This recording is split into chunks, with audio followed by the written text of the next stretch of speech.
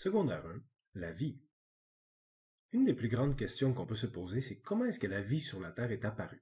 Eh bien, pour comprendre comment la vie sur la Terre est apparue, nous devons d'abord comprendre comment la vie sur la Terre est faite. Pour toutes les formes de vie que nous connaissons sur la planète Terre, la cellule est l'unité de base.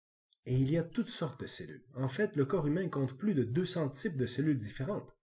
Nous avons les cellules des poumons, le cerveau, le sang, le cœur, les muscles, etc. Nous avons toutes sortes de cellules. Chaque cellule est spécialisée à sa tâche. Et tout comme le corps humain qui a des organes, les cellules ont des organites. Le premier organite que nous voyons en secondaire 1, c'est la membrane cellulaire. La membrane cellulaire est l'enveloppe de la cellule. Elle permet de séparer l'intérieur de l'extérieur et elle nous permet de contrôler les échanges avec le monde extérieur. La membrane cellulaire est faite de lipides, en gros, des gras. Ce sont des longues chaînes de carbone unies par des molécules complexes que nous appelons glycérols. Nous avons des glycérols avec des longues chaînes de carbone. La tête de cette molécule est hydrophile, ça veut dire qu'elle est attirée par l'eau, alors que les bâtonnets de l'autre côté sont hydrophobes, ça veut dire qu'ils sont repoussés par l'eau. Naturellement, ces molécules vont se rassembler en structure pour tenter d'éviter ce qu'ils ne veulent pas toucher et toucher ce qu'ils veulent. Par exemple, si nous avons de l'eau, tous les bâtonnets vont se mettre à l'intérieur, comme ça les parties qui sont attirées par l'eau seront à l'extérieur et les parties qui sont repoussées seront à l'intérieur. Si nous avons de l'air d'un côté et de l'eau de l'autre côté, nous allons avoir les bâtonnets d'un côté et les glycérols de l'autre. Si nous avons de l'eau des deux côtés, nous pouvons même faire une double membrane où les bâtonnets seront au milieu et les glycérols sur les côtés. C'est ce que nous avons dans les cellules. Nous avons les glycérols à l'intérieur et à l'extérieur, et au milieu, nous avons les bâtonnets. Cette structure leur permet de ne pas toucher à l'eau du tout. En réalité, la membrane cellulaire est très complexe. Il y a beaucoup de choses qui s'y cachent. Un peu comme une grille, la membrane cellulaire est semi-perméable. Certaines choses peuvent passer alors que d'autres non. La deuxième organite est le cytoplasme. Le cytoplasme est la substance gélatineuse dans la cellule. Elle occupe la plus grande partie de la cellule. Elle permet la distribution des substances. C'est donc le liquide à l'intérieur de la cellule qui a essentiellement la consistance du jello. Nous avons ensuite le noyau. Le noyau contient l'ADN. Les cellules qui ont un noyau sont les cellules animales et végétales et les cellules complexes. Pendant près de 2 milliards d'années, la vie sur la Terre n'avait pas de noyau. Toutes les cellules avaient l'ADN qui flottait un peu partout dans la cellule et il n'y avait rien pour protéger le code génétique. Le noyau dirige et contrôle les activités de la cellule. C'est un peu comme le centre de commande. C'est de là que partent toutes les ordres pour le reste de la cellule. Est-ce qu'il faut produire des protéines? Est-ce qu'il faut digérer des sucres? Etc. Nous avons ensuite l'ADN. L'ADN est la molécule qui contient toute l'information génétique. En gros, toutes les informations sur comment construire une personne, si nous sommes un humain, ou comment construire une plante, si nous sommes une plante, ou un oiseau, etc. L'ADN est essentiellement notre bibliothèque. On y retrouve toute l'information que l'évolution a laissée dans les créatures. Nous avons ensuite la mitochondrie. La mitochondrie est l'organite qui produit l'énergie. C'est un peu comme notre centrale électrique. En réalité, nous savons maintenant que les mitochondries sont des bactéries que les cellules primitives ont absorbées. Elles ont une double membrane et elles ont même leur propre ADN, qui est différent de l'ADN que nous possédons. Les mitochondries sont l'équivalent de nos centrales électriques. C'est elles qui nous donnent de l'énergie, c'est elles qui nous permettent de digérer les sucres et d'obtenir l'énergie. Nous avons ensuite les vacuoles.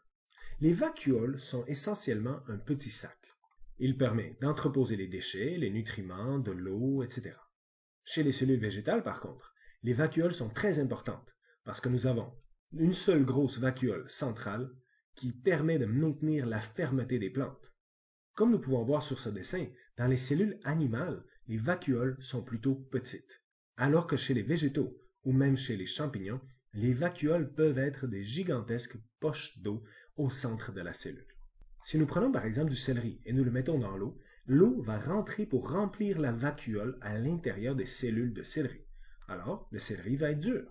Par contre, si nous le laissons sécher, le céleri va devenir plus mou. Avec le temps, le céleri va se dessécher, les vacuoles vont se vider et le céleri va devenir mou. Ainsi, les vacuoles peuvent être vues un peu comme des entrepôts ou même comme des camions à ordures ou même des transports qui permettent d'envoyer les protéines dans le reste de l'organisme. il existe beaucoup plus d'organites dans les cellules. Par contre, pour les animaux, nous allons nous limiter à 6 pour le secondaire 1. Et il y en a 2 autres qui existent seulement chez les végétaux. La première, c'est la paroi cellulaire. C'est la couche externe rigide qui entoure les cellules végétales. La paroi cellulaire empêche la déformation et elle est composée de cellulose. En un mot, la paroi cellulaire représente essentiellement les fortifications autour de notre cellule. Les derniers organites que nous voyons aujourd'hui sont les chloroplastes. Les chloroplastes contiennent le pigment vert, la peinture verte qui s'appelle chlorophylle et qui fait que les plantes sont généralement vertes. C'est justement la chlorophylle et les chloroplastes qui permettent de faire la photosynthèse. En gros, utiliser l'eau et le CO2 avec l'énergie du soleil pour produire des sucres et de l'oxygène. En gros, les chloroplastes peuvent être vus comme des panneaux solaires pour les cellules. Pour résumer, dans les cellules animales, nous avons la membrane cellulaire, le cytoplasme, le noyau, l'ADN, les mitochondries et les vacuoles. Alors que chez les cellules végétales, nous avons les mêmes 6 organites, plus 2 autres, soit la paroi cellulosique ou la paroi cellulaire, et les chloroplastes. Pour ce qui est des bactéries, nous parlons généralement des vivants unicellulaires, ça veut dire avec une seule cellule, et prokaryotes, ça veut dire sans noyau. L'ADN se promène un peu partout dans la cellule. Pour ce qui est des virus, nous parlons des entités biologiques qui peuvent se reproduire seulement en utilisant des cellules des vivants. Microbe, quant à lui, est un mot qui veut littéralement dire petite vie et qui est une grande catégorie de créatures vivantes qui inclut les bactéries, les virus, certaines moisissures, certaines plantes microscopiques et beaucoup plus. C'est donc un terme beaucoup plus général que bactéries ou virus. Ce qui nous ramène enfin à l'apparition de la vie sur la Terre. La vie est apparue sur la Terre il y a 3,8 à 4,5 milliards d'années. Pour réussir à comprendre comment la vie est apparue sur la Terre, nous pouvons regarder l'expérience de Miller et Urey en 1953. Les 2 scientifiques se sont intéressés aux conditions qui existaient sur la planète Terre quand la vie est apparue. Ils ont tenté de reconstruire cette Terre dans un laboratoire en espérant comprendre comment la vie est arrivée. Les conditions exactes de cette époque sont complexes à expliquer, mais il suffit de dire que c'était très différent d'aujourd'hui, et les 2 scientifiques ont réussi à reconstruire tous ces phénomènes avec une construction complexe. Les 2 scientifiques ont réalisé qu'ils ont pu obtenir énormément de molécules organiques. Ça veut dire des molécules complexes qui sont la base de toute la forme de vie. Ainsi que toutes les molécules qu'il nous faut pour construire des cellules sont déjà présentes dans les conditions naturelles, ce qui permet à la membrane cellulaire de se créer spontanément avant même que la vie apparaisse. Nous pouvons voir ce genre de phénomène par exemple quand nous faisons des ballons de savon. Naturellement, nous allons obtenir des bulles. L'importance de cette découverte est de réaliser qu'il y avait un moyen, avant même que la vie apparaisse, de créer une différence entre l'intérieur et l'extérieur. Et comme la membrane est semi-perméable, elle allait laisser passer certaines choses et pas d'autres.